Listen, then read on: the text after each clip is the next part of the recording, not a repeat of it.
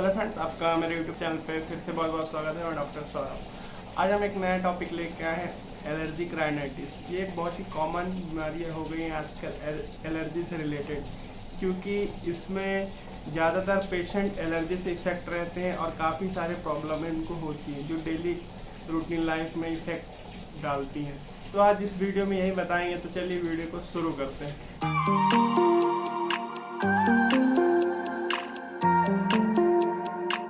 Allergic rhinitis होता क्या है मेनली? एलर्जिक राइनाइटिस मेनली होता ये है कि जो नेजल म्यूकस रहती है, म्यूकस मेम्ब्रेन, हर सेल का एक नाम होता है। जैसे ये नेजल है, नेजल, तो यहाँ की जो नेजल मेम्ब्रेन रहेगी उसको म्यूकस मेम्ब्रेन बोलते हैं। तो वहाँ पे क्या होता है मेनली, वहाँ पे नेजल म्यूकस मेम्ब्रेन जो रहती है वहाँ पे उसका इन्फ्लामेशन होता है। अब जैसे इन्फ्लामेशन हुआ तो वहाँ पे क्या डिस्चार्जेस डेवलप होती हैं, डिस्चार्जेस डेवलप होती हैं, जिससे क्या होता है कि वाटरी डिस्चार्ज नोज से सिक्रीट होता है। मेनली इसको ही एलर्जिक राइनाइटिस बोलते हैं। इसके बाद देख लेते हैं होने के कारण क्या क्या हो सकते हैं। मेनली इससे होने के कारण कुछ स्पेसिफिक कारण होते हैं। पहला कारण है एलर्जिक एजेंट। देखिए क्या होता है, इन्वायरमेंट में काफ़ी सारे एलर्जिक एजेंट प्रेजेंट रहते हैं जो हमारे मतलब इम्यूनिटी को स्ट्राइक करते हैं, जिसके कारण हमें दिक्कतें होती हैं। मगर ये क्या रहता है, कभी कभी होता है इस टाइप की एलर्जी जो होता है, इसमें एलर्जिक राइनाइटिस डेवलप होने के चांसेस काफ़ी कम होते हैं, मगर होता ज़रूर है। ये पहला हो गया। इसमें क्या होता है, एलर्जिक एजेंट होते हैं जो इन्वायरमेंट में घूमते रहते हैं, अगर हम उनसे इफेक्ट होते हैं तो हमें एलर्जिक राइनाइटिस डेवलप करता है। अब इसमें क्या होता है मेनली कि सब जो इंसान है उनका एक अलग अलग स्पेसिफिक एलर्जिक स्ट्राइक करने के सबस्टेंस होते हैं जो इन्वायरमेंट में इफेक्ट करते हैं। एग्जाम्पल के लिए किसी को धूल से होता है, किसी को रेनी वेदर में होता है। इसके बाद है मेडिसिनल एलर्जी एजेंट। इसमें क्या होता है कि हम किसी प्रकार की मेडिसिन लेते हैं, उसके कारण हमें ऐसे सिचुएशन डेवलप हो सकती है, एलर्जी हो सकती है, नाक से पानी निकल सकता है, और भी सारी समस्याएं डेवलप हो सकती हैं। जैसे किसी भी प्रकार की मेडिसिन हम एलोपैथी पॉइंट ऑफ व्यू से लेते हैं तो ऐसी कंडीशन डेवलप हो सकती है। और इसके बाद अगला देख लेते हैं, किसी प्रकार की बीमारी आपको, जैसे हाइपोथायराइडिज्म, इस टाइप की कंडीशन में हमारी क्या रहती है, इम्यूनिटी वीक रहती है। इस कारण से हमें एलर्जी का सामना करना पड़ सकता है, हमें एलर्जिक राइनाइटिस की समस्या हो सकती है। और किसी भी प्रकार की ट्यूबरकुलोसिस डिसीज में भी हमें ये कंडीशन का सामना करना पड़ सकता है। अगर हमारी इम्यूनिटी ऑलरेडी वीक है तो हमें एलर्जिक राइनाइटिस होने के चांसेस काफ़ी बढ़ जाते हैं और होते भी हैं। तो ये कुछ थे एलर्जिक राइनाइटिस के होने के कारण। अब हम जान लेते हैं कि इसमें लक्षण क्या है, सिम्टम क्या है, क्या डेवलप होते हैं हमारे जब एलर्जिक राइनाइटिस की डिसीज हमें होती है।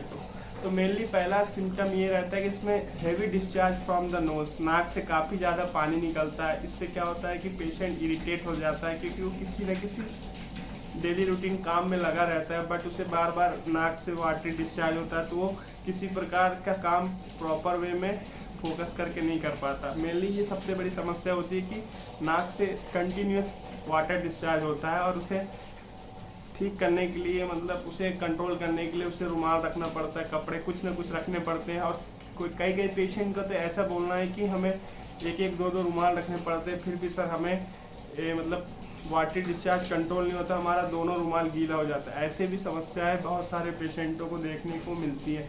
वो अपने इस कारण से वो अपने डेली रूटीन लाइफ में बहुत ज़्यादा इफेक्ट उनको डाल रही है। इसके बाद सीजनिंग का मतलब होता है कि छींक, बहुत ज़्यादा छींक आना, कंटिन्यूस छींक आना, जिस पे खुद का कंट्रोल ना हो। इसी प्रकार वाटरी डिस्चार्ज में भी उनको खुद का कंट्रोल नहीं रहता, भयानक तरीके से छींक आती है। मेनली यही दो सिम्टम है जो उनको इरिटेट करती हैं और बार बार ये कंटिन्यूसली होती रहती है एलर्जिक राइनाइटिस में। अब इसका मैनेजमेंट देख लेते हैं, आप इनसे बचें कैसे, प्रिवेंट कैसे करें। मेनली देखिए इसमें एक प्रकार से बचा जा सकता है, अगर हमारा जो एजेंट है, एलर्जिक एजेंट जो हमें स्ट्राइक करता है, एलर्जी को इफेक्ट करता है जो हमारे बॉडी में, हमें उससे दूर रहना, ये मैनेजमेंट हो गया। इससे हम अगर दूर रहते तो हमें समस्याएं नहीं होंगी। हाँ, ये हो गया है मैनेजमेंट का मैनेजमेंट। बट अगर आपको ऐसा है कि आपको किसी प्रकार का एलर्जिक एजेंट स्ट्राइक करने वाले कुछ भी नहीं, फिर भी कंटिन्यूस होता है, तो आपको यहाँ पे मेडिकेशन लेना ही पड़ेगा। अब यहाँ पे बात कर लेते हैं कि आप मेडिकेशन तो ले रहे हैं, ठीक है। अब यहाँ पे आप एलोपैथी पॉइंट ऑफ व्यू से देख लेते हैं तो काफ़ी एंटी हिस्टामिनिक ड्रग यूज़ करते हैं और काफ़ी स्टेरॉइड यूज़ करते हैं। इससे आपको रिलीफ तो मिलता है, बट टेम्परेरी रिलीफ मिलता है। इसका कोई specific treatment allopathy point of view से नहीं है। अब इसके बाद होम्योपैथी मेडिसिन की ओर आ जाते हैं कि होम्योपैथी मेडिसिन में आप क्या यूज़ कर सकते हैं जिससे आपको इसका अच्छा रिजल्ट मिलेगा और काफ़ी रिलीफ मिलेगा। यहाँ पे मेनली पहली मेडिसिन है।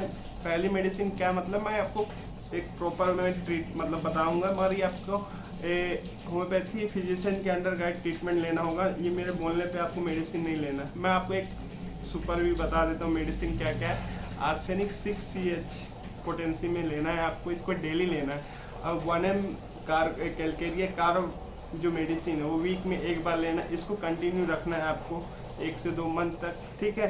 और आपको जो आर्सेनिक एल्बम है 6X और 3X दोनों रखना है। तो मेनली आप 6X का यूज़ करेंगे।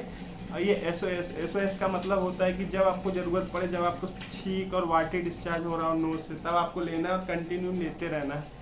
और इसका मेनली जो 6X का जो मेडिसिन है आर्सेनिक एल्बम का है, डोजेज सुबह शाम लेना है, ठीक है। अब लेना कैसे, 4 ग्लोब्यूल शाम को, 4 ग्लोब्यूल सुबह लेना है। बट अगर आपको इसी बीच में कहीं बीच में आता है तो वहाँ पे भी आपको रिपीट करना है। इसके बाद सेकेंड लाइन ऑफ ट्रीटमेंट, ये फर्स्ट लाइन ऑफ ट्रीटमेंट था। अब सेकेंड लाइन ऑफ ट्रीटमेंट में क्या रहेगा, इसमें लेना आपको 1M सोरानम मेडिसिन, ये भी वीक में आपको लेना है, ठीक है। मगर arsenic album 6X continue second line of treatment में भी रहेगा। और सोरानम जो मेडिसिन है 1M, इसको आप वीकली ले सकते हैं सेकेंड लाइन ऑफ ट्रीटमेंट में। अगर फर्स्ट लाइन ऑफ ट्रीटमेंट अगर आपको 1 मंथ लेने के बाद प्रॉपर रिलीफ नहीं मिल रहा है, एक भी नहीं रिलीफ मिल रहा, तो आप उसको डिसकंटिन्यू कर देंगे। किसको, कैलकेरिया कार्ब 1M को, अब उसको कन्वर्ट कर देंगे सोरानम 1M वीकली। इससे आपको खुद ही पता चलेगा कि क्या रिजल्ट है होम्योपैथी। चलिए थैंक यू। अगर ये वीडियो आपको पसंद आया तो प्लीज़ चैनल को सब्सक्राइब करें, बेल आइकन हिट करें। Thank you.